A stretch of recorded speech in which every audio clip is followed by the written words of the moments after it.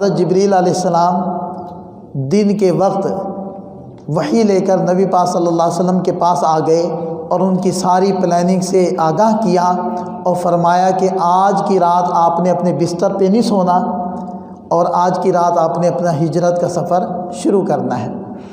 تو جب آپ علیہ السلام کو اطلاع آ گئی تو چونکہ آپ علیہ السلام کی مخالفت کے باوجود صادق اور امین تو تھے ہی تھے، اس وجہ سے آپ علیہ السلام کے پاس لوگوں کی امانتیں رکھی ہوئی تھی، تو آپ نے حضرت علی سے فرمایا کہ علی تم نے میرے بستر پر سونا ہے، اور سیدھا صدیق اکبر رضی اللہ عنہ کے پاس تشریف لے گئے۔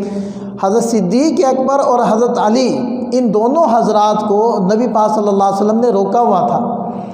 اب جب ہجرت کا حکم آ گیا، اجازت آ گئی، تو آپ علیہ السلام حضرت صدیق اکبر رضی اللہ عنہ کے پاس گئے اور ان کو اطلاع دی۔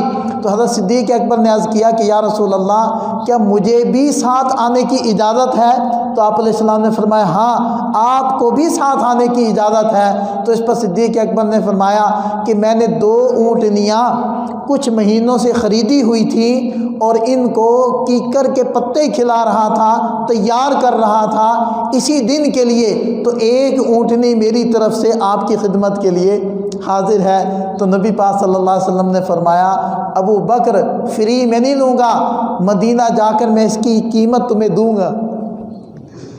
تو علماء تفسیر لکھتے ہیں کہ صدیق اکبر رضی اللہ عنہ نے تو اپنا سب کچھ قربان کر دیا تھا، پیارے نبی صلی اللہ علیہ وسلم اس اونٹنی کو کیوں نہیں قبول فرما رہے تھے؟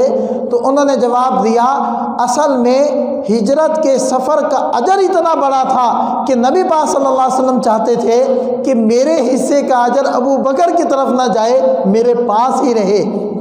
تو اس وجہ سے آپ علیہ السلام نے یہ بات ارشاد فرمائی اور صدیق اکبر رضی اللہ عنہ نے اس کو قبول فرمایا۔ رات ہو گئی، آپ علیہ السلام نے حضرت علی کو اپنے بستر پر لٹا دیا، باہر 100 نوجوان تلواریں لے کر پہنچ گئے اور آپ نے حضرت علی سے فرمایا علی تم صبح امانتیں لوٹا کر مدینہ آ جانا، یعنی یہ ساری امانتیں لوگوں کو پہنچا دینا اور ہمارے پیچھے مدینہ آ جانا۔ اب باہر 100 آدمی، آج کے دور کی اگر بات کریں تو 100 کلاشن کوفے لے کر باہر کھڑے ہوئے ہیں۔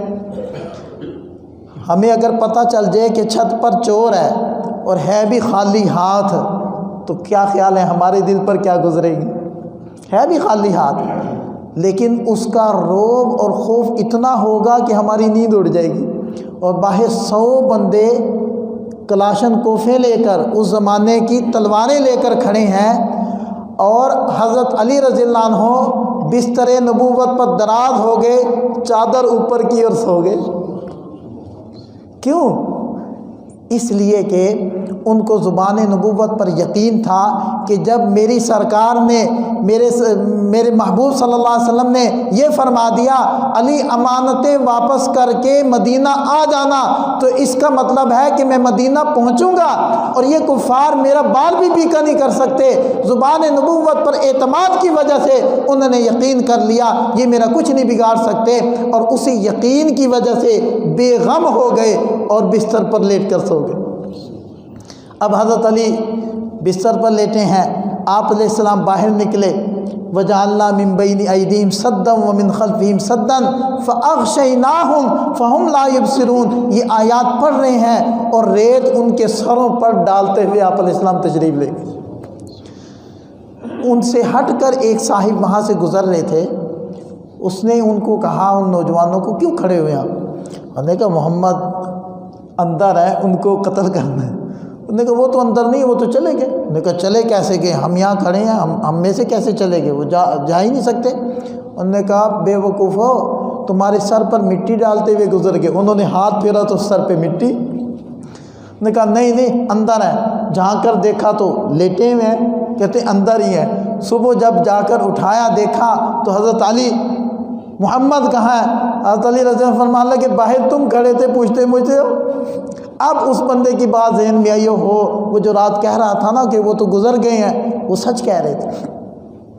اب نبی پاک صلی اللہ علیہ وسلم ادھر پہنچے صدیق اکبر رضی اللہ عنہ کے ہاں، اور ان کی اہلیہ نے کھانا تیار کیا اور حضرت اسما یہ بڑی تھیں، حضرت عائشہ رضی اللہ عنہ یہ چھوٹی تھیں۔ تو حضرت اسما نے اس کھانے کو پیک کیا۔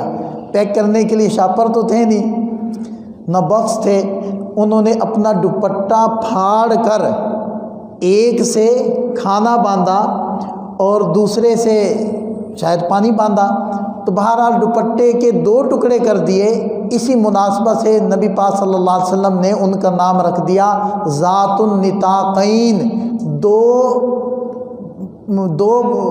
دوپٹے والی، یا بیلٹ بھی اس کا ترجمہ آپ کر سکتے ہیں، 2 دوپٹے والی، یہ آپ علیہ السلام نے ان کا لقب بنا دیا۔ خیر، اب دیکھیں صدیق اکبر رضی اللہ عنہ ساتھ ہیں، سارا مال ساتھ ہے، اور ان کی اہلیہ کھانا بنا رہی ہیں، بڑی بیٹی کھانا پیک کر رہی ہیں، تیار کر رہی ہیں۔ حضرت عائشہ رضی اللہ عنہ چھوٹی ہیں، وہ نکاح میں ہیں آپ علیہ السلام کے۔ حضرت عبداللہ جو صدیق اکبر رضی اللہ عنہ کے بیٹے ہیں، وہ سارا دن وہ جاسوسی کرتے ہیں اور شام کو خبریں آپ علیہ السلام اور صدیق اکبر رضی اللہ عنہ کو پہنچا رہے ہیں۔ اور غلام عامر بن فہیرہ وہ بکریاں چراتے ہیں اور شام کو اس غار کے پاس سے گزرتے ہوئے ان دونوں حضرات کو دودھ پلاتے ہیں۔ تو گویا کہ یوں کہہ لیں صدیق اکبر رضی اللہ عنہ کا پورا خاندان نبوت کی خدمت میں لگا۔ پھر صدیق اکبر رضی اللہ عنہ کو یہ مرتبہ کیوں نہ ملتا؟ خیر، سفر شروع ہوا اور جب پہاڑی کا موقع آیا تو صدیق اکبر رضی اللہ عنہ نے نبی پاک صلی اللہ علیہ وسلم کو اپنے کندھوں پر سوار کر لیا تاکہ پتھریلی زمین اور خاردار جھاڑیاں آپ کو تکلیف نہ دیں، اور اپنے کندھوں پر سوار کر کے غار تک پہنچے۔ تو اس پہ میں ایک بات کہا کرتا ہوں کہ جب نبی پاک صلی اللہ علیہ وسلم بچے تھے اور حضرت حلیمہ سعدیہ ان کو لے کر اونٹنی پر بیٹھی، جو سب سے سست اور کمزور تھی، سرکار مدینہ صلی اللہ علیہ وسلم کے سوار ہونے سے اس قدر تیز ہو گئی، سب سواریوں سے آگے نکل گئی۔